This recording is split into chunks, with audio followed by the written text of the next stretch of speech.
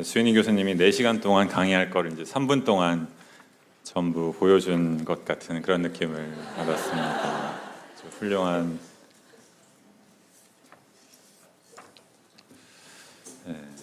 그래서 이렇게 감정이 중요합니다. 감정을 우리의 것으로 받아들이는 것이 참 중요합니다. 제가 수인이 교수님께서 그리고 또 3분 정도 지난 시간에 했던 거 잠깐 언급하고 이제 세 번째 시간 들어가도록 하겠습니다. 지금까지 첫 번째, 두 번째 시간에 우리가 강조했던 것, 피조물성. 피조물이라고 하는 것은 우리가 창조되었음을 얘기하는 것이고 우리가 가진 모든 것을 주님께로부터 받았음을 의미하는 것. 그런데 모든 것을 받았지만 우리는 우리의 것을 가지고 있습니다. 우리의 의지, 우리의 생각, 우리의 선택, 이런 건 다 우리의 것이죠. 우리의 것이 아니려면 우리가 한 모든 행동에 대해서 윤리적인 책임을 물을 수 없을 겁니다. 하지만 우리는 우리의 것을 가지고 있어요. 그런데 문제는 뭐냐면 악마는 그러니까 천사가 타락했다고 하잖아요. 그 타락한 그 지점이 무엇이냐? 우리가 가지고 있는 것을 받은 것으로 생각하지 않기를 마음 먹었을 때, 그러니까 나 스스로가 나의 어떤 행동의 어떤 규범이 되기로 마음 먹었을 때, 그때가 이제 악의 시작이다. 그래서 피조물성을 받아들인다는 것, 받은 것임을 인정하는 것이다라는 것. 근데 받은 것임을 인정하면 우리는 의존적인 존재가 되고 약한 존재가 되잖아요. 근데 그 약함이 우리라는 것, 이것을 우리가 인정을 할 때 우리는 우리의 모든 것을 나의 것으로 받아들이는 것, 인정하는 것이 된다라는 그 피조물성에 대해서 이야기했고, 그리고 이 피조물성을 가장 잘 드러내는 것 중에 하나가 우리의 감정이다.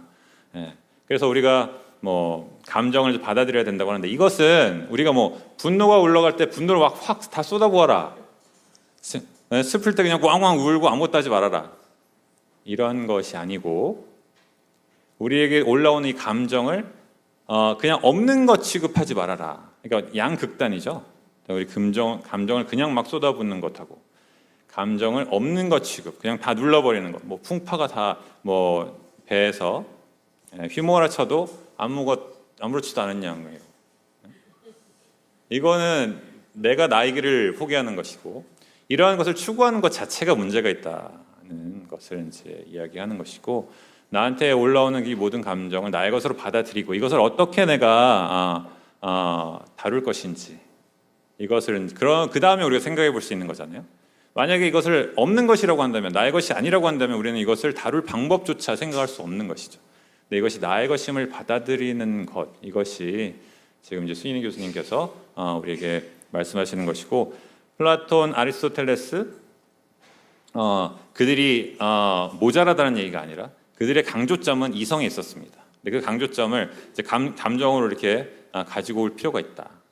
그리고 그것을 우리에게 깨닫게 해준 것이 그리스도교 학자들, 아구스티누스, 안셀무스, 그리고 토마스 아퀴나스 였다는 거. 그리고 이제 이번 시간에는 프란치스칸 철학자들, 사상가들에 대해서 나누게 될 것입니다. 감사합니다.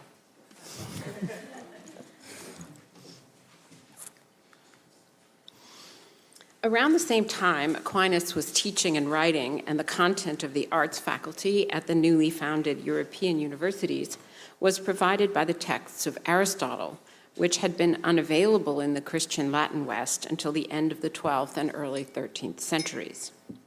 Bonaventure, who had become a Franciscan in 1243 and written a life of Francis, was also teaching and writing. We see in Bonaventure the attempt to explain and expand on Francis's vision of the world and God. Like Thomas Aquinas, Bonaventure grounds his views of the natural world in Aristotle's philosophy of nature. But, as one scholar has put it, though Bonaventure was content to begin with Aristotelian principles, he was not content to end there. While Aquinas thought he could expand Aristotle's principles in such a way that they could express or at least leave room for the things of Christian faith, Bonaventure did not. 자, 이제 보나벤투라에 대해서 합니다. 성 아퀴나스가 가르치고 글을 쓰던 시기에 새로 설립된 유럽 대학들의 인문학부는 아리스토텔레스가 쓴 책들의 내용을 가르쳤고, 아리스토텔레스의 글들은 그리스도교와 라틴어 문화권이던 서양의 12세기 말, 13세기 초까지 번역되지 않았습니다. 그래서 한 1000년 동안 거의 잊혀진 채로 있었죠. 근데 그때 번역이 돼서 들어왔습니다. 성 보나벤투라 또한 그 시기에 아퀴나스랑 같은 시기에 가르치고 글을 썼습니다. 보나벤투라는 1243년에 프란치스칸이 되었고 성 프란치스코 대전기 쓴 사람이죠. 우리가 잘 알고 있는. 우리는 보나벤투라의 사상 안에서 세상과 하느님에 대한 프란치스코의 비전을 설명하고 확장하려는 시도를 볼 수 있습니다. 토마스 아퀴나스처럼 보나벤투라도 그의 자연세계에 대한 이해를 아리스토텔레스의 자연철학에 기반하고 있습니다. 그러나 보나벤투라는 한 학자가 말했던 것처럼 아리스토텔레스의 원리들로부터 출발하는 것에는 만족했지만 그 원리들 안에서 끝나는 것, 그 원리들 안에서 결론 짓는 것에는 만족할 수 없었습니다.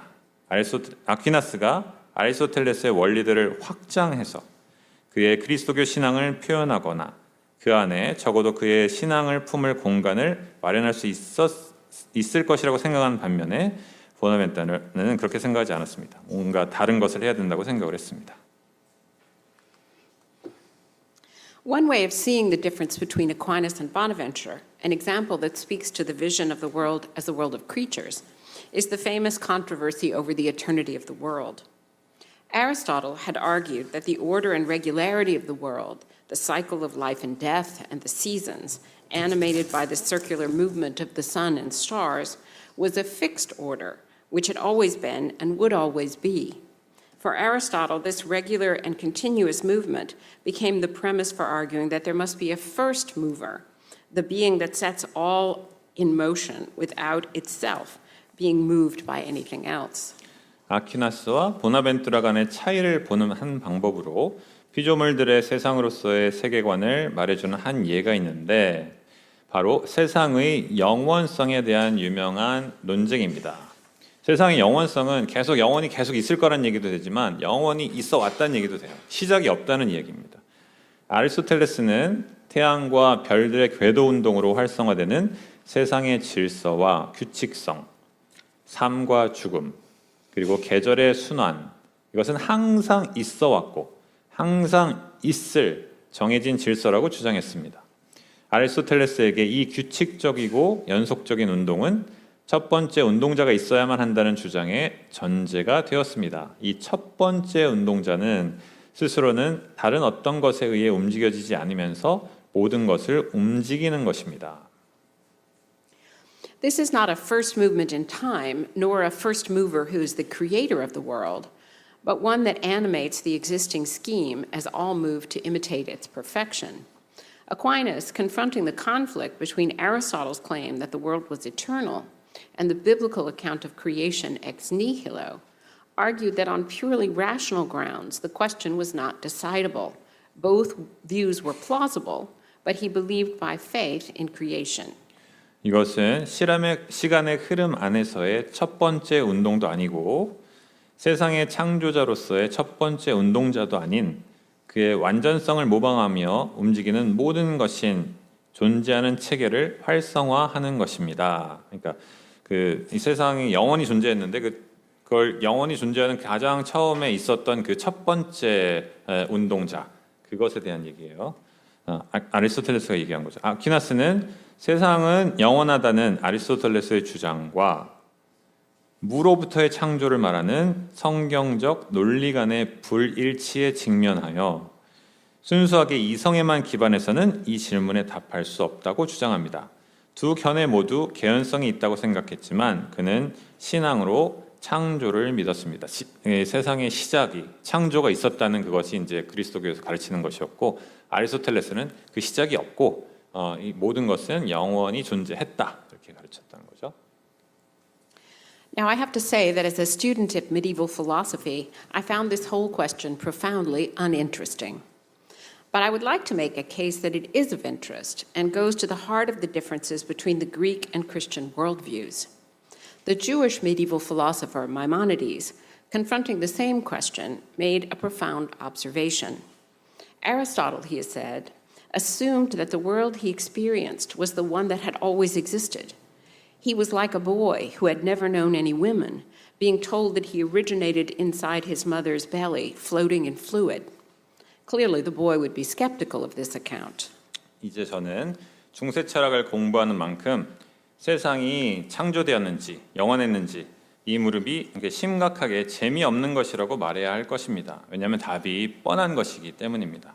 하지만 저는 이 물음이 재미있는 물음이고 생각할 만한 물음이고 그리스와 그리스도교 세계관 간의 차이의 핵심에 있다는 것을 보이고자 합니다. 유대인 중세 철학자인 마이모니데스는 같은 문제에 대면하여 심오한 발견을 합니다. 마이모니데스는 아리스토텔레스가 자기가 경험한 세상을 언제나 존재해 왔던 것으로 가정했다고 말했습니다. 그는 여자를 전혀 모르는데 여자의 몸에 대해서도 모르고 자기가 엄마의 뱃속에서 생겨나 액체에 떠다녔다는 말을 들은 어린아이 같았다. 그 소녀는 분명 이런 설명을 믿으려 하지 않았을 것입니다. But Aristotle lacked was imagination, Maimonides observes. What he could not do was imagine something new, radically different from the order he experienced. To see the world as created is to see it as new, unanticipated, a gift, both incalculable and unearned. That is what is expressed in the joy and wonder and kinship with creation in Francis's canticle. It is an experience of awe that we and all things are, and not just that they exhibit order and regularity. Our existence, like that of the sun, moon, and stars, is utterly unexpected, generously bestowed out of a pure, overflowing love. 마이모니데스는 아리스토텔레스에게 없었던 것은 상상력이었다고 지적합니다. 아리스토텔레스는 상상력이 참 부족했다. 그가 할 수 없었던 것은 새로운 것, 그가 경험한 질서로부터 극단적으로 다른 것을 상상하는 것입니다. 그래서 창조를 상상할 수 없었다는 거죠. 세상을 창조된 것으로 보는 것은 그것을 새롭고 뜻밖인, 계산할 수도 없고 얻어낸 것도 아닌 선물로 바라보는 것입니다. 이것은 프란치스코의 찬가에서 창조로 인한 기쁨과 놀라움과 형제성으로 표현된 것입니다. 이는 우리와 모든 것들이 그냥 질서와 규칙성을 드러내고 있는 것이 아니라 존재한다는 것을 깨닫는 경외의 경험입니다. 태양, 달, 별들의 존재와 같이 우리의 존재는 철저히 뜻밖의 것이고 순수하고 넘치는 사랑으로 관대하게 주어진 것입니다. 근데 아리스토텔레스는 이것을 상상할 수 있는 상상력이 부족했다. 이렇게 얘기합니다. For Bonaventure, even Aquinas' agnosticism about the origins of the world has to be rejected. For him, the world as created, as having its source in God as gift, is such a basic principle, as basic as God's very existence, that he must point out the limited vision out of which such a view comes. 보나벤투라에게는 세상의 기원에 대한 아퀴나스의 불가지론조차도 거부해야 할 것이었습니다. 아퀴나스는 우리가 그걸 생각해낼 수 없다라고 했잖아요. 계시에 의해서만 창조된 것을 알 수 있다 이렇게 얘기했는데 그것조차도 거부해야 될 것이었다. 보나벤투라는 그에게 세상이 창조되었고 선물로서 하느님께 그 기원을 갖는다는 것은 너무나 기본적인 하느님의 존재 그 자체만큼이나 기본적인 원칙이었기 때문에 그런 의견이 노출된 좁은 시야의 오류를 지적하지 않을 수 없었습니다. 그러니까 이제 그 세상이 영원하다는 것에 대한 어떤 시야의 좁음을 했어야만 했다. 그래서 한 단락 넘어갑니다. Thus, to understand something for Aristotle is to understand what form or nature it has. As my teacher, Louis Mackey, wrote, quote, Aristotelian logic is a technique of sorting. It assigns particulars to classes and orders the relationships among the classes. But this presumes, he continues, quote, that the things sorted are irreducible ontic data, end quote. We are not totally beyond this today. Think of the Linnaean taxonomy for biology. In modern Newtonian science, we do not think in terms of natures or forms, but in terms of matter and motion.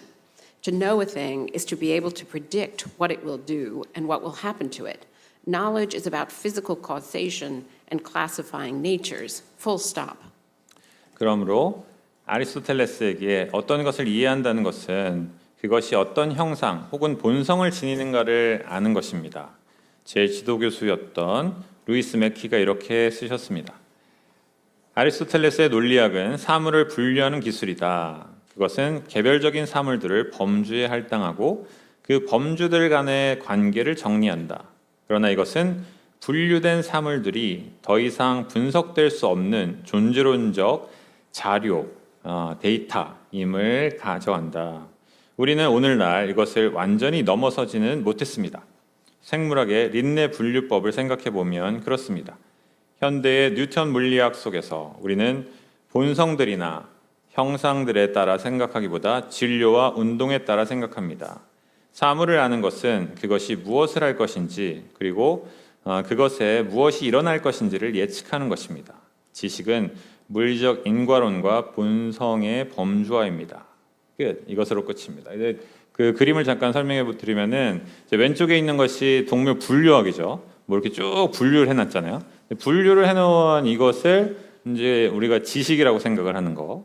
그리고 또 오른쪽은 뭔가 그 물체 운동 변화를 일으키는 힘을 측정하는 것. 이것을 이제 뉴턴은 알미라고 생각을 했는데, 그러니까 그 시스템에 대해서 전체적으로 어떤 뭐 파악을 하고 이게 어떻게 움직이는가 아는 것. 이것으로는 그 존재를 우리가 아는 것에는 부족하다. 그것이 알미 아니고 우리는 그 개체 그 자체의 존재 깊숙한 것, 그 존재 그 자체를 알아야 되는데 이것만 하고 이제 이 뉴턴이나 아리스토텔레스는 딱 끝낸다는 거죠. 그게 문제다. It is the full stop which is the problem. It is not that what Aristotle or Newton, for that matter, tells us about the world is false. Clearly, it is not. These ways of understanding the world are tremendously powerful because they are predictive, allowing us to control and harness the forces of nature. But these stances toward the world, these are stances toward the world that assume a world governed now as it has always been by Aristotelian regularity or Newton's laws as the whole story. 바로 이것으로 끝낸다는 것, 이것만 하고 만다는 것, 이것이 문제입니다. 아리스토텔레스나 혹은 사안에 따라 뉴턴이 세상에 대해 말하는 것이 거짓이라는 것이 아닙니다. 아주 좋은 과학이고 중요한 그 도구죠. 분명히 그것은 아닙니다. 이러한 반복들은 우리를 예측하게 하고 세상을 이렇게 이해하는 방법들은 우리가 자연의 힘을 제어하고 지배할 수 있게 함으로써 엄청나게 유용합니다. 그러나 이들은 지금도 세계가 예전부터 항상 그랬듯 아리스토텔레스의 규칙성이나 뉴턴의 법칙에 의해 지배된다고 가정하며 그것이 전부라고 여기는 세상을 향한 태도입니다. 그래서 아리스토텔레스는 이러한 세계관에 머물러 있고 뭔가 상상력을 발휘하지 않았기 때문에 이 세상을 그냥 지금처럼 계속 있었던 것이라고 생각할 수밖에 없었던 거라는 것입니다. For Bonaventure, the Bible and Christianity give us a different way of seeing the world, as both gift and sign of the giver. Because of this very different metaphysics of creaturehood, there is another mode of knowing than via classification and cause and effect, or through syllogisms constructed on the basis of definitions and essential attributes. For Bonaventure, to quote my teacher, Louis Mackey again, quote, Christian logic is exemplaristic. It regards things as signs in a system of signs signifying God. Things are to be read, not sorted. 보나벤투라에게 성경과 그리스도교는 우리에게 선물이기도 하고 증여자의 표징이기도 한 세상을 바라보는 다른 방법을 보여줍니다. 이 매우 다른 피조물성의 형이상학 때문에 범주화와 원인과 결과 혹은 정의와 본질적 특징들의 바탕을 둔 3단 논법을 통한 방식과는 다른 삶의 방식이 있습니다. 루이스 맥키의 글을 다시 인용하겠습니다. 보나벤투라에게는 그리스도교 논리학은 예시론적이다.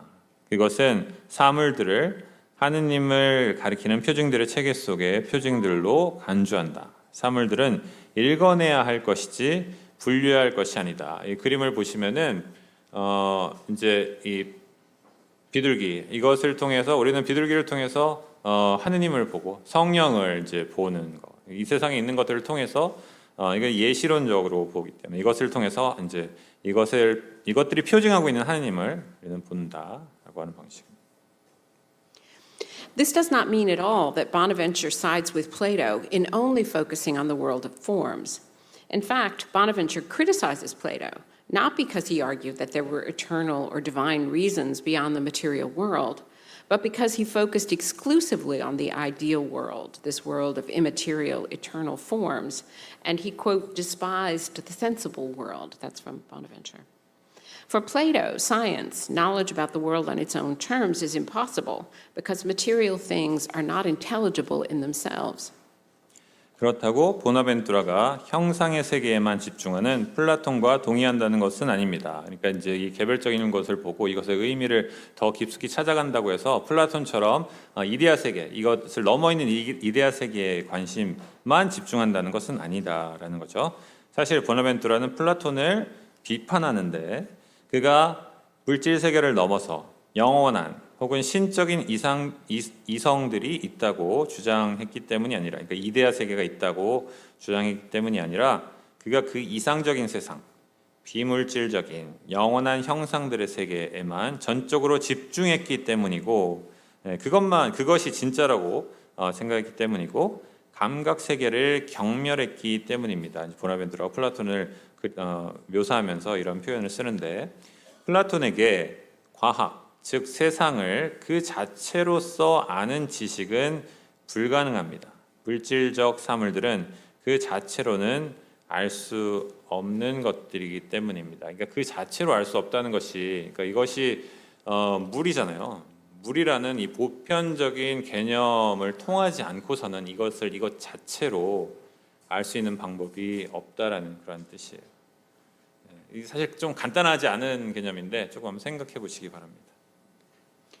Aristotle, by contrast, developed science by using the senses and going through what Bonaventure calls created reasons, that is, existing material things. For Bonaventure, Aristotle focuses too much on the lower material world, but Plato also errs, focusing only on the higher world of forms.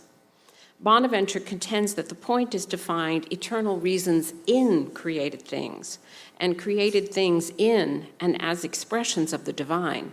That is, understanding things as created. 아리스토텔레스는 이와는 대조적으로 과학을 발전시켰는데 감각들을 사용하고 보나벤투라가 창조된 이성들이라고 부르는 실제하는 물질적 사물들을 살펴봄으로써 그렇게 하였습니다. 보나벤투라가 보기에 아리스토텔레스는 낮고 물질적인 세상에 지나치게 집중하였고 플라톤은 또한 높은 형상들의 세상에만 집중하는 오류를 범하였습니다. 보나벤투라는 창조된 사물 안에서 영원한 이성들을 발견하고 창조된 사물들을 신적인 것의 표현으로 이해하는 것, 즉 그것들을 창조된 것으로 이해하는 것이 핵심이라고 주장합니다. 그러니까 있는 것, 어떤 눈에 보이는 것 그게 다라고 생각해서도 안 되고 이것이 아니라 저 넘어 있는 것만이 진짜라고 생각해서도 안 되고 이 균형을 갖춰야 된다라는 것이 이제 보나벤투라의 의견인데 쭉 넘겨서 170페이지로 가겠습니다. 170페이지의 두 번째 단락으로 가겠습니다. Bonaventure's short work, The Mind's Journey to God, traces exactly this path from and through the visible things of our world and experience to God. Francis's mystical vision of the six-winged seraph, the highest of the angels. Each of the three sets of wings becomes steps in the journey. The first pair is seeing God through and in the world around us. The second pair, seeing God through and in our own minds and wills. And the third, seeing God through and in what is above us. The rhetorical effect of the whole is to almost overwhelm the reader with metaphors, analogies, likenesses, and interconnectedness, where the visible things of creation seem to shout the invisible things of God. 네, 앞에 이제 그 그림을 보시면서 하면 될 것 같은데, 보나벤투라의 짧은 저서 하느님께 나아가는 정신의 여정은 세상의 가시적인 것들과 경험을 통하여 이 길을 정확히 따라갑니다. 프란치스코가 본 6달개가 달린 세라핌, 가장 높은 천사죠. 이 세라핌의 신비적 환시의 영감을 받아서 이 세 쌍의 날개들은 이 여정의 단계들이 됩니다. 그래서 첫 번째 쌍, 이게 두 개씩 이렇게 한 쌍, 두 쌍, 세 쌍이잖아요. 첫 번째 쌍은 우리를 둘러싼 세상 안에서 세상을 통해 하느님을 보는 것. 세상을 통해서 일단 하느님을 보는 게 목적이고 세상을 통해서 세상 안에서 하느님을 보는 것. 두 번째는 우리의 마음과 의지 안에서 정신과 의지를 통해서 그리고 정신 안에서 하느님을 보는 것이고 그리고 세 번째 쌍은 우리를 넘어 있는 것을 통해서 그것 안에서 하느님을 보는 것입니다. 그러니까 넘어 있는 것은 이제 뭐 이데아 세계 뭐 이런 것이라고 볼 수 있겠죠.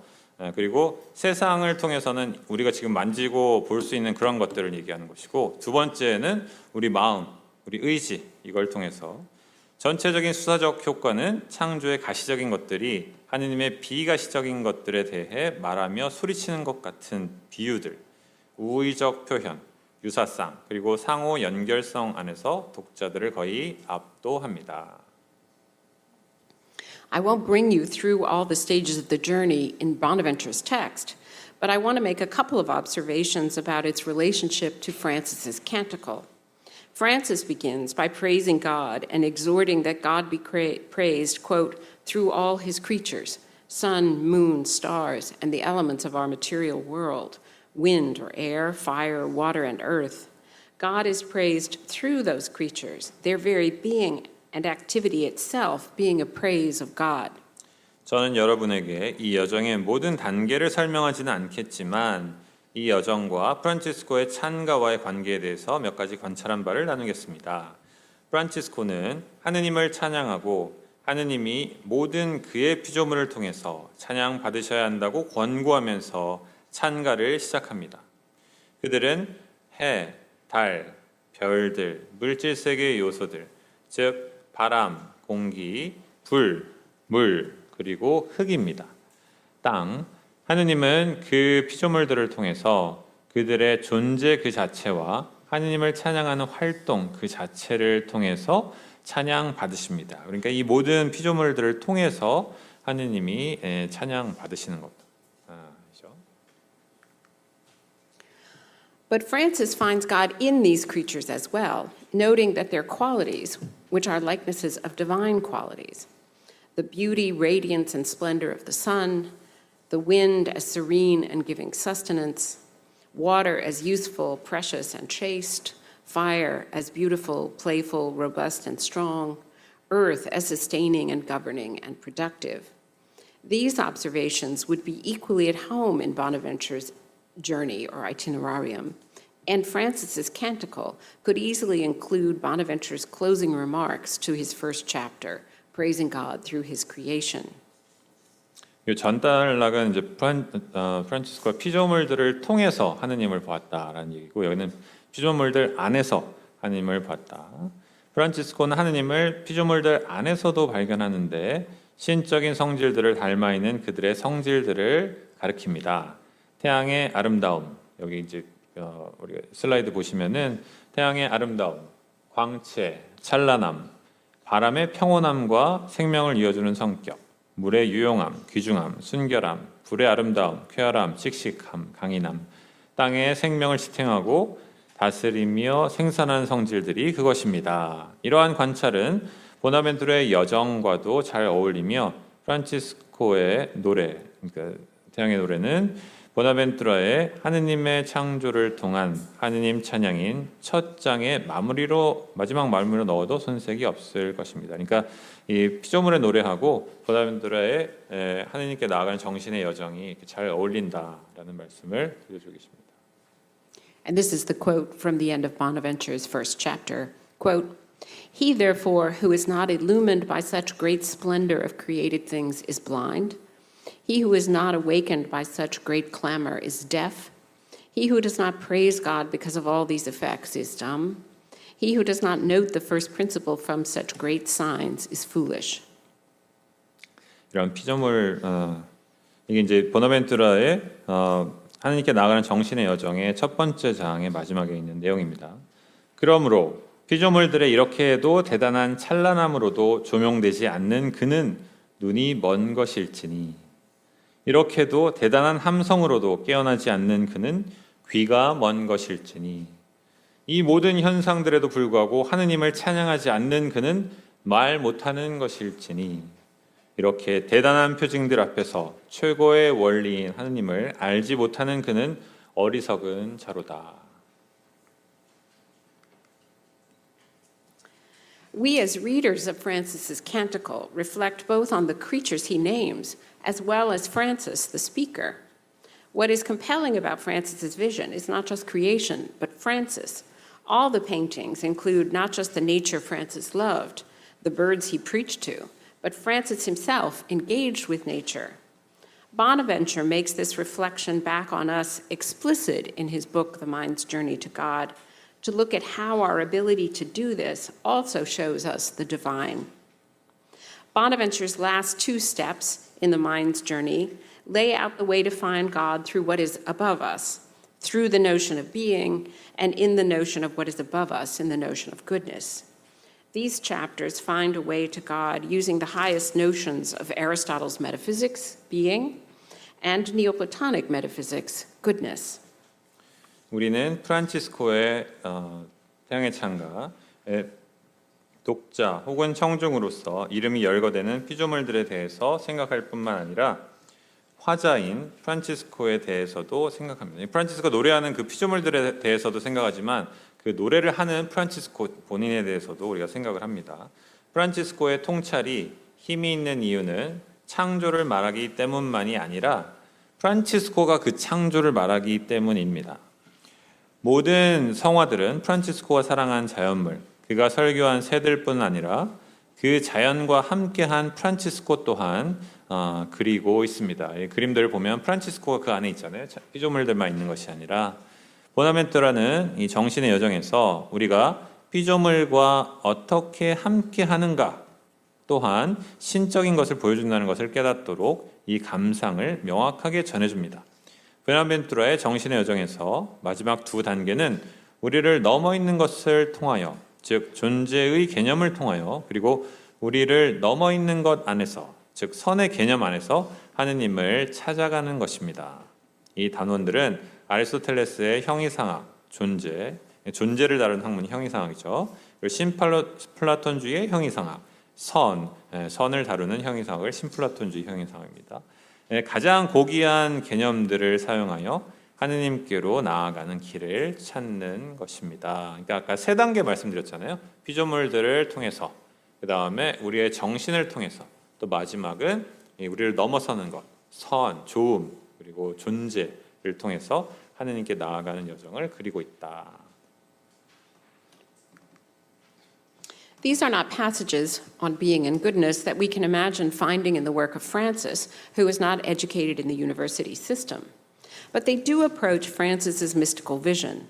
The basic notions of being and goodness applied to God are both purer and further from what we experience and understand. These chapters at the end of Bonaventure's work also recall where Francis's canticle begins, with the praise of the Most High, whose name, quote, no man is worthy to mention, end quote. So Bonaventure's text ends in a final vision in which the mind passes not just beyond the sensible world, but also itself. 이런 것들은 프란치스코의 글에서는 찾을 수 없을 것입니다. 그는 대학 교육을 받지 않았기 때문입니다. 그래서 이런 철학적인 글을 쓰지 않았죠. 그러나 이 학술적인 개념들은 프란치스코의 신비적 통찰에 접근합니다. 하느님께 적용되는 존재와 선의 기본적인 개념들은 우리가 경험하고 이해하는 것보다 더 순수하고 더 발전된 것입니다. 이 단원들은 사람은 누구도 이름을 부르기조차 부당한 지극히 높으신 분께 대한 찬미와 함께 프란치스코의 피조물의 노래가 시작되는 지점을 떠오르게 합니다. 그리하여 보나벤투라의 글은 정신이 감각적인 세상을 넘어서는 것뿐 아니라 정신 그 자체까지도 넘어서는 마지막 통찰에 이릅니다. 이제 보나벤투라가 어떻게 피조물을 통해서 하느님께 나아가는지를 그리는 책이 이 여정이라는 것입니다. This is getting to be a very long story, but I have two more short chapters. I want to say a bit more about the work of two Franciscans, John Duns Scotus and Peter John O'Leary. My teacher, Louis Mackey, wrote an important article on Bonaventure and Scotus. He argued that Franciscan thought both values the divine idea, the artist's idea of the painting or sculpture, the exemplar according to which he brings into being that idea out of stone or paint on canvas, and the existing individual, distinct from any others of the same type. In fact, he argued, Franciscan thinkers like Bonaventure and Scotus value both ends of the ontological spectrum more than Plato or Aristotle. 네, 이야기가 이제 마지막으로 가고 있는데 아주 많이 길어지고 있지만 짧은 단원 2개가 더 남았습니다. 2명의 프란치스칸의 저작에 대해 조금 더 다루려고 합니다. 요한 둔스 스코투스와 베드로 요한 올리비입니다. 제 스승이신 루이스 맥키께서 보나벤투라와 스코투스에 관한 중요한 논문을 쓰셨습니다. 그는 프란치스칸 사상은 하느님의 관념, 그러니까 그림이나 조각에 대한 예술가의 생각, 즉 그가 돌이나 캔버스비 물감에서 형성하려는 원형과 같은 것. 그러니까 이것은 이제 하느님이 우리 이 세상을 창조하시기 이전에 뭔가 관념이 있으셨을 거 아니에요. 그러니까 프란치스칸들은 이제 그것을 믿습니다. 그래서 하느님이 어떤 관념이 먼저 있었고 그 지식에 따라서 창조하셨다. 그러니까 이제 아는 행위가 이제 창조 그 자체의 행위인데, 그리고 존재하는 개체, 즉 같은 종의 다른 개체들과 구별되는 개체를 모두 중요하게 다룬다고 주장하였습니다. 사실 그는 보나벤투라와 스코투스 같은 프란치스칸 사상가들은 플라톤이나 아리스토텔레스보다 더 존재론적인 스펙트럼의 양극을 모두 중요하게 생각한다고 말합니다. 그러니까 보편과 개체, 이거를 둘 다 중요하게 생각하는 것이 이제 프란치스칸들이다.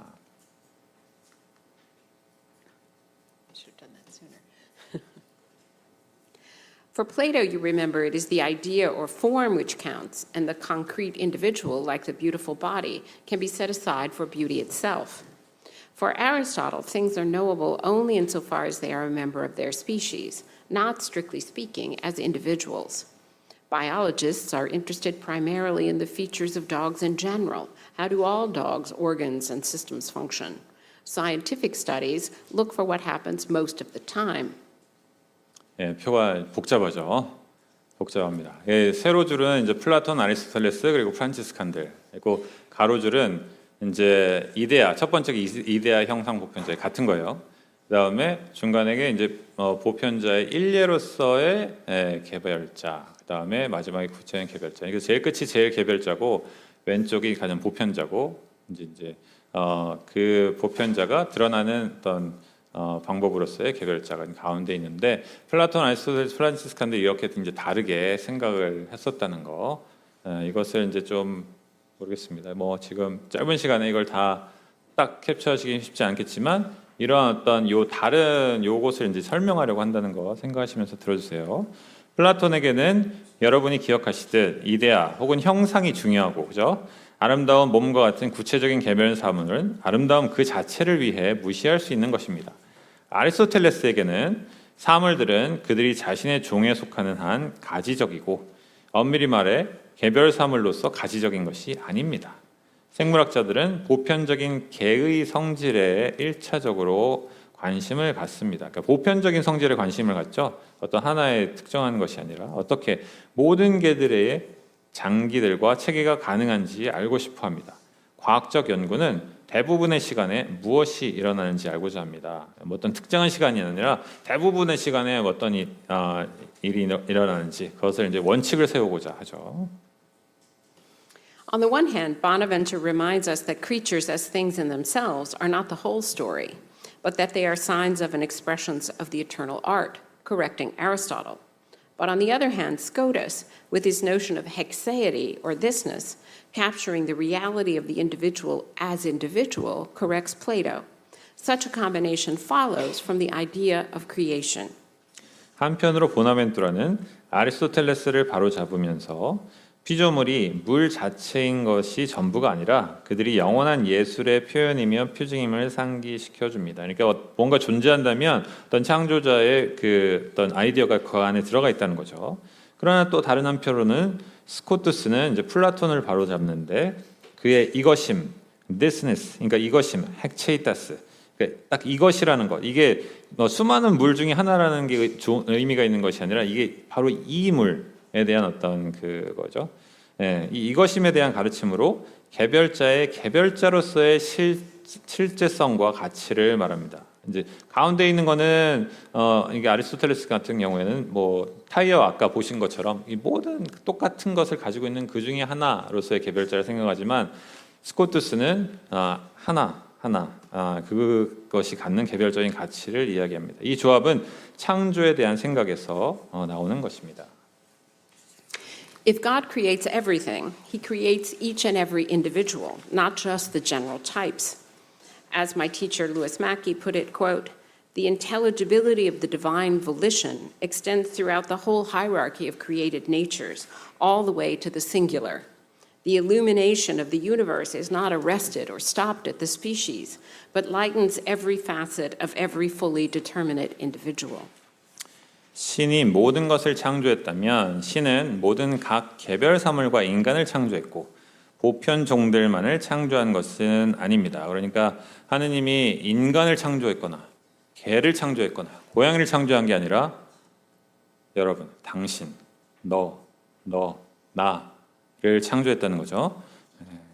맥키 교수님이 말했듯 이제 이 교수님의 교수님, 신적 원의의 가지성은 창조된 본성들의 전체 위계로 개별자에게 이르기까지 확장된다.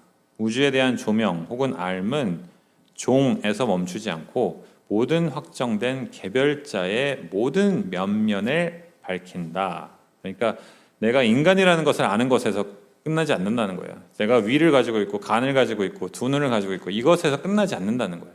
나라는 어떤 개별자, 그 개별자에 대한 지식으로 나아가야 된다는 것입니다. Every individual is part of the plan, and as such is irreplaceable. Creation is God's ideas become incarnate. For Scotus, that God would become incarnate, a physical, vulnerable, determinate, individual human being, was also intended from the outset, not just as a plan B after human sin, which is what Augustine thought. We have the world as it was intended to be. Our embodiment in the material world is not, as some Platonists thought, a fall from material grace. 모든 개인은 그 자체로 그 창조 계획의 일부이고 그 어떤 것과도 교체 불가능합니다. 창조는 신적 관념의 육화입니다. 스코투스에게 하느님이 육화하신다는 것, 육체적이고 취약한, 확정된 개별 인간이 된다는 것은 태초로부터 의도된 것이고 인간의 죄 이후에 생겨난 어떤 차선책이 아닙니다. 그러니까 이것은 이제 아우시누스의 생각이었죠. 우리는 이 세상을 의도된 대로 가지고 있습니다. 우리가 물질 세계 안에 형상화되어 존재하는 것은 몇몇 플라톤주의자들이 생각하듯 비물질적인 은총의 추락이 아닙니다. 그러니까 하느님이 인간이 되신 것, 개별자가 되신 것, 하느님이 인간이 돼서 오신 것이 하느님의 계획 안에 있었다라는 거, 프란치스칸적인 생각이잖아요, 그죠? 예, 우리는 알고 있죠. 우리가 죄를 지었기 때문에 어떤 그 플랜 B로 이제 하느님이 인간이 돼서 오신 것이 아니다라는 것입니다. Given this Franciscan metaphysics of creaturehood, what view do they have about the human creature specifically? Scotus and other Franciscans give a more robust account of free will than Augustine or Aquinas. Scotus goes back to Anselm to find a way of thinking about free will as that fundamental ability to choose whether to accept one's creaturehood, as that something of our own we have even though everything we have is received from God. I want to introduce how a later Franciscan thinker from the latter half of the 13th century, Peter John Olivi, thinks about the nature and role of the emotions in light of this stronger view of the will. 아까 그 예수님이 그 이렇게 아이들의 둘러싸인 모습 보면은 이제 예수님이 사랑 때문에 오신 거지 우리의 죄 때문에 오신 것이 아니다 이런 얘기 하셨죠. 이 피조물성에 대한 프란치스칸 형이상학의 기반 위에 우리들은 피조물 인간에 대해 어떤 관점을 가지게 될까요? 스코투스와 다른 프란치스칸들은 아우스티누스나 아퀴나스보다 자유의지에 대한 더 확고한 설명을 제공합니다.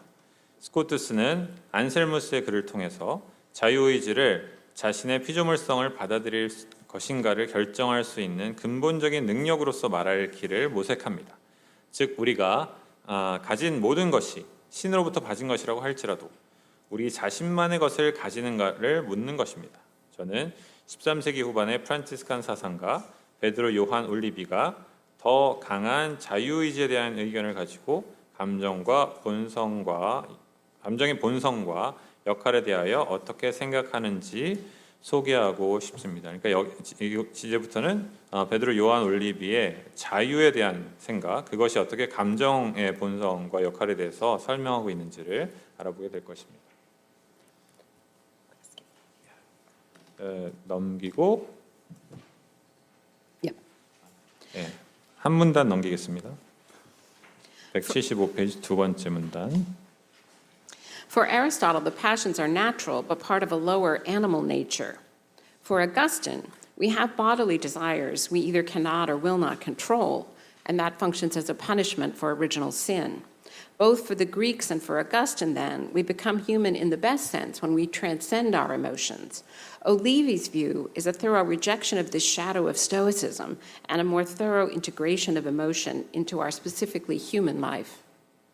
아리스토텔레스에게 감정들은 본성적인 것이지만 하층부의 동물적 본성입니다.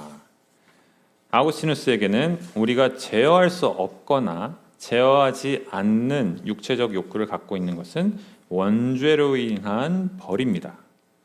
그렇다면 그리스 사상가들과 아우구스티누스 모두에게 우리는 감정들을 초월할 수 있을 때야 비로소 완전한 의미의 인간이 됩니다.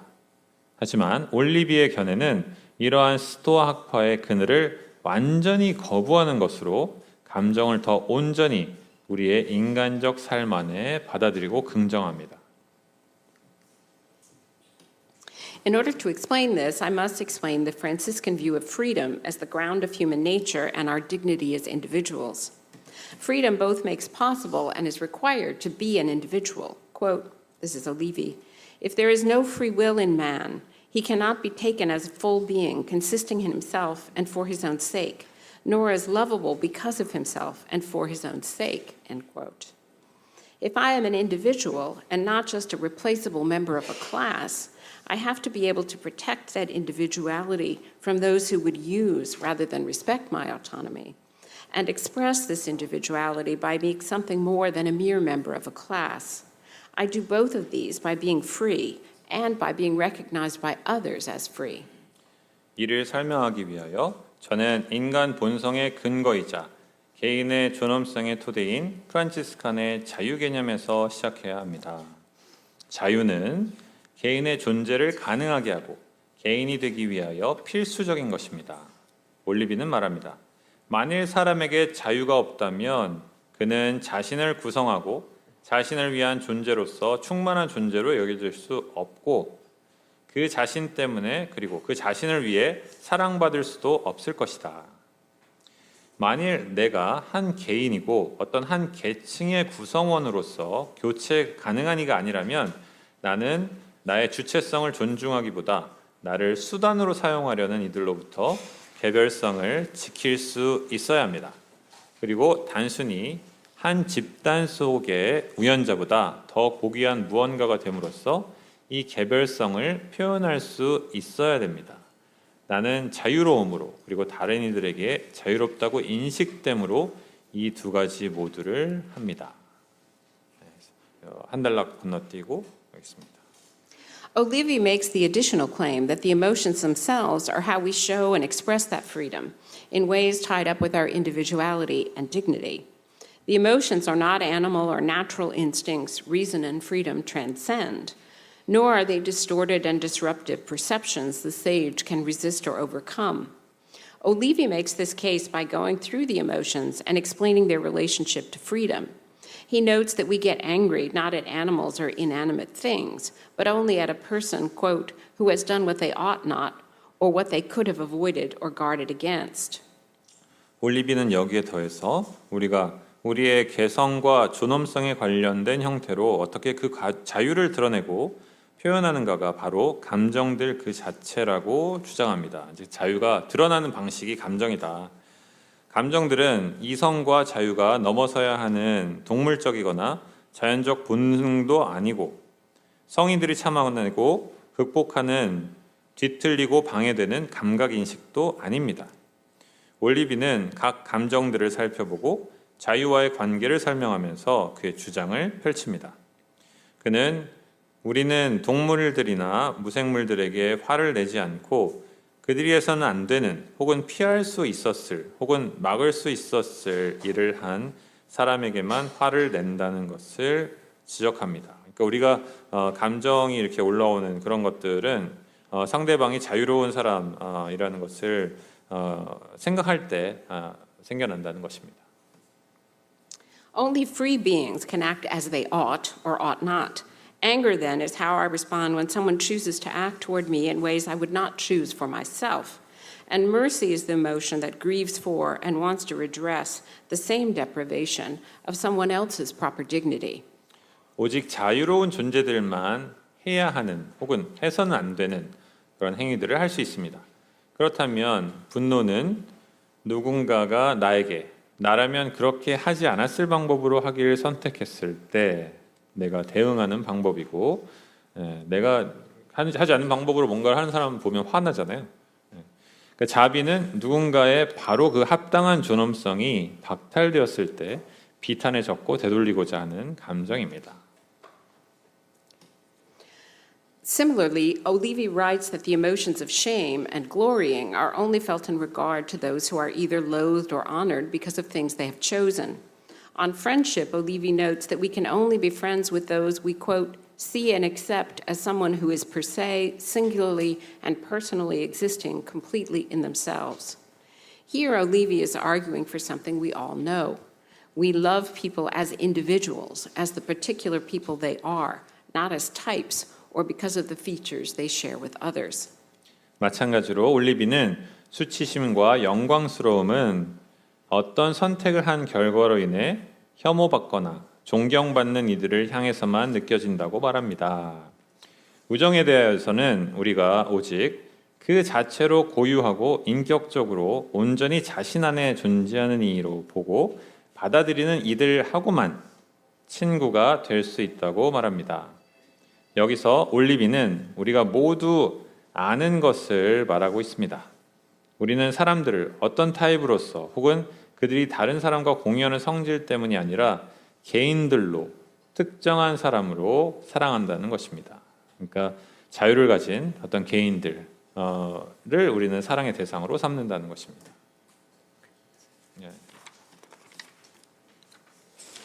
그래서 다음 페이지 이제 두 번째 문단으로 가겠습니다. There is a problem, however, that emerges when emotions are so closely defined in relation to freedom, as Olivi does. That beings that do not have freedom as humans do not have emotions. That is, cannot suffer or be true individuals. Olivi argues, in fact, that we can only have compassion for human beings or those with a rational nature, because only they properly experience misery, which he defines as the taking away from, quote, their natural nobility and rank, end quote. Though Olivi does not make this step, we can see a path from here toward the modern and, I think, destructive view that only human beings have intrinsic value and the rest of creation and the earth itself is an instrument for our use. 하지만 올리비처럼 감정들을 자유와 너무 가깝게 정의할 때 드러나는 문제는 인간처럼 자유를 갖지 않는 존재들은 감정들을 갖지 않아야 한다는 그런 결론에 이를 수 있다는 점입니다. 다시 말해 고통받을 수 없거나 참된 개별자일 수 없습니다. 자유가 없다면 사실 올리비는 우리가 사람이나 이성적 본성을 가진 이들에 대한 공감만을 갖는다고 주장하는데 그들만이 엄밀하게 말해 불행을 겪는다고 보기 때문입니다. 불행 혹은 비참함을 그는 그들의 본성적인 고결함과 지위를 앗아가는 것으로 정의합니다.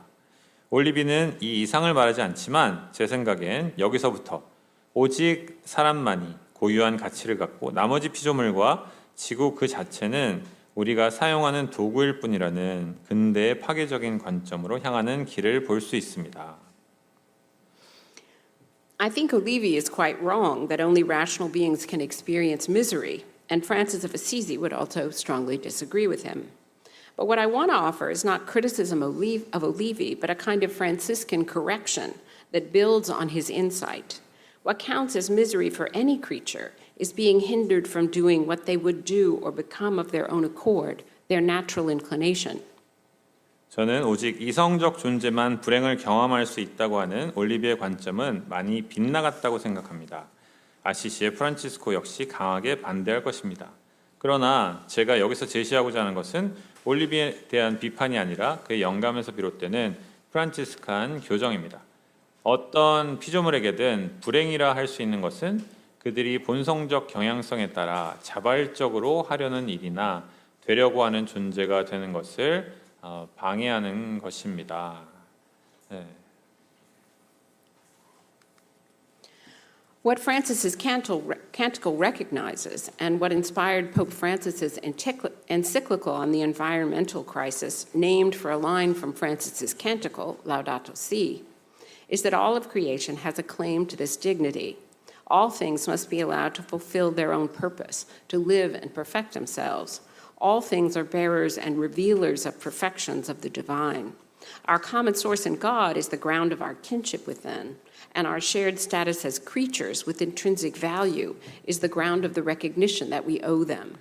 프란치스코의 노래, 피조물의 노래가 인식하고 그 노래의 첫 줄에서 제목을 취한 프란치스코 교황의 환경 위기에 대한 회칙, 라우다토 시에게 영감을 준 것은 모든 피조물이 이 존엄성에 대한 자격을 갖는다는 것입니다. 모든 것들이 삶을 영위하고 자신을 완성하는 자신만의 목적에 도달하도록 허락되어야 합니다. 모든 것들은 하느님의 완전함들을 품는 자이며 드러내는 자입니다. 우리 모두의 공통된 근원인 하느님은 그들과 맺는 친족 관계의 근거이며 고유한 가치를 갖는 피조물로서 우리가 공유하는 지위는 우리가 마땅히 가져야 할 인식, 즉 모든 피조물이 존엄성을 갖는다는 인식의 기반입니다. 그러니까 이제 올리비가 이 자유를 통해서 얼마나 이 감정이 우리의 본질에 가까운 건지, 자유와 밀접하게 관련 있는 건지를 이야기하는 그 부분은 우리가 배울 점이 많이 있고, 근데 그것이 자유를 가지는 존재만이 감정을 가진다까지 나아가게 되면 그러면 인간하고 자유를 갖지 못하는 피조물하고를 완전히 분리하게 되잖아요. 그러면 그들의 어떻게 겪을 수 있는 어떤 고통이나 뭐 이런 것들을 완전히 무시하게 되니까 이 방향은 이제 근대가 잘못 나간 그 방향이거든요. 그러니까 그 방향으로는 올리비가 이제 에러를 범하고 있다고 볼 수 있지만 우리가 올리비한테서 배워야 되는 것은 얼마나 우리의 본질에 가까운 형태로 이 감정을 기술하고 있는지. 그러니까 자유를 가지고 있는 그런 존재만이 감정을 느낄 수 있고 또 자유를 가지는 존재랑 인터랙션 할 때만 이제 그 감정을 느낄 수 있다라는 그런 부분에서 감정이 우리의 본질에 가깝다라고 얘기한 그것은 우리가 배워야 된다. 그래서 다음 단락을 넘겨서 다음에 첫 번째 단락으로 가겠습니다. Francis's canticle ends with the praise of God, quote, through those who give pardon for your love and bear infirmity and tribulation. Tribulation and infirmity, suffering loss and experiencing weakness are, to go back to the very beginning of my presentation, not exceptions or misfortunes of being human one could possibly avoid. To be a creature is to be essentially vulnerable in these and other ways. Francis finds in these acts praise for God, and it is not because, as is sometimes misunderstood, suffering is inherently valuable or sought for its own sake, but rather because fleeing suffering is a denial of what we are. To deny passion or emotion is to deny vulnerability. 프란치스코의 피조물의 노래는 당신 사랑 까닭에 용서하며 병약함과 시련을 견디는 이들을 통하여 하느님을 찬미하며 마칩니다. 시련과 병약함은 상실에 고통받고 약함을 경험하는 것은 제 발제의 가장 첫 부분으로 돌아가자면 인간으로서 피할 수도 있을 예외나 불운이 아닙니다. 피조물은 이런 것과 다른 것들에 본질적으로 취약합니다. 프란치스코는 그 행위들, 시련과 병약함 안에서 하느님을 찬미합니다. 그리고 이것은 오해되곤 하는 것처럼 고통이 본질적으로 가치가 있거나 그 자체로 추구할 만해서가 아니라 고통으로부터 도망치는 것은 우리 본질에 대한 부정이기 때문입니다. 감정이나 정념을 부정하는 것은 취약성을 부정하는 것입니다. 그래서 고통을 받아들여야 된다는 것이지 그것 자체에 어떤 가치가 있어서 그걸 추구하는 것, 뭐 고행하고 그런 것들이 고통을 받아들이는 차원에서 하는 것이지 나의 것으로 그것을 추구하는 것은 아니다라는 것입니다. This is the light in which I see Francis's stigmata and vow of poverty. Francis's vision of the six-winged seraph on a cross resulted in his stigmata, receiving the wounds Christ had on his hands and feet from being nailed to a cross.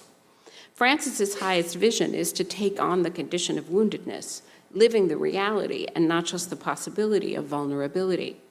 To reject property for strict poverty is to reject the illusion that we can secure enough goods to protect us from getting wounded.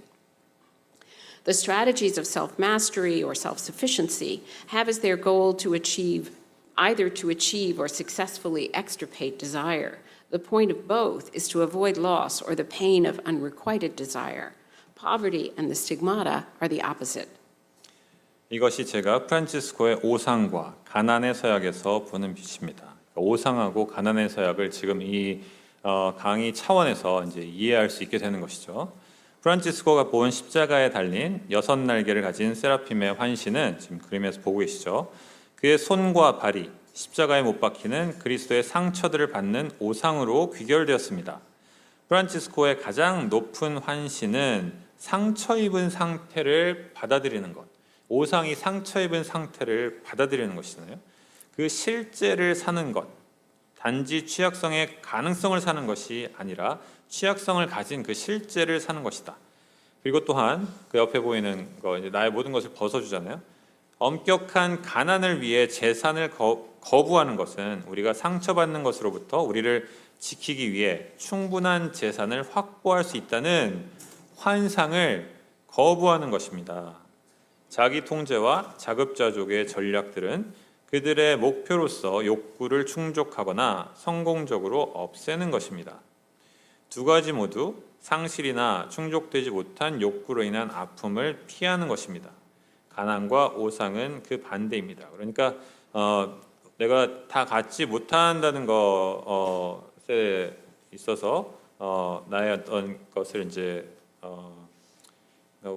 욕구하지 않으려고 통제하는 것, 혹은 그 모든 것을 가지려고 힘을 키우는 것, 이 두 개 다 어긋난 방향이라는 것이고 나의 피조물성을 받아들이지 않는 방향이다. 하지만 가난 그리고 오상은 나의 피조물성을 그대로 받아들이는 그러한 방향이다라는 것입니다.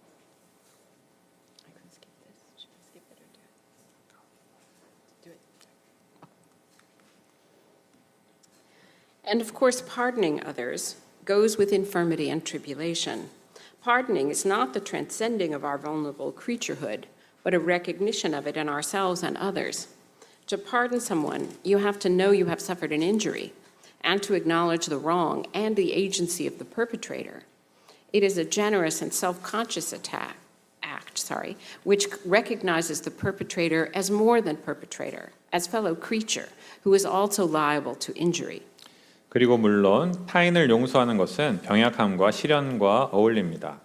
용서는 우리의 취약한 피조물성을 초월하는 것이 아니라 우리 자신과 타인 안에서 그것을 인식하는 것입니다. 누군가를 용서하기 위해서는 먼저 우리가 피해를 입었다는 사실을 알아야 되고 그 잘못과 가해자의 행위를 인정해야 됩니다. 이는 가해자를 단지 가해자로 보는 것이 아니라 나와 같은 피조물, 상처 입은 존재로 보는 너그럽고 자기의식적인 행위입니다. Francis goes on to bless, quote, those who endure in peace, that is, those who don't take revenge. And he closes with praise for, quote, sister bodily death, from whom no living man can escape, end quote. Trying to escape death is like Napoleon crowning himself, a rejection of creaturehood, of received and hence finite being. It is to reject our very humanity. For Francis and the Franciscan tradition, we are called to live into rather than deny our creaturehood, and hence our kinship with all the beings of creation, to recognize our shared transience, which makes life itself both poignant and precious. 프란치스코는 평화 안에서 견디는 이, 즉 복수하지 않는 이를 축복합니다. 그리고 살아있는 어느 사람도 벗어날 수 없는 우리 육신의 죽음 자매, 죽음 누나를 찬미합니다. 죽음을 피하려는 것은 나폴레옹이 자신에게 왕관을 씌우는 것과 같은 것이고 피조물성, 받았음, 그리고 따라서 유한한 존재임을 거부하는 것입니다. 우리의 인간성 자체를 거부하는 것입니다. 프란치스칸 전통에서 우리는 피조물성을 거부하지 않고 그 안에서 역동적으로 살아가도록, 그래서 삶을 애절하고도 귀중하게 만드는 우리가 공유하는 덧없음을 인식하며 모든 창조된 존재들과의 친족성 안에서 살아가도록 불리움 받았습니다. 이상입니다.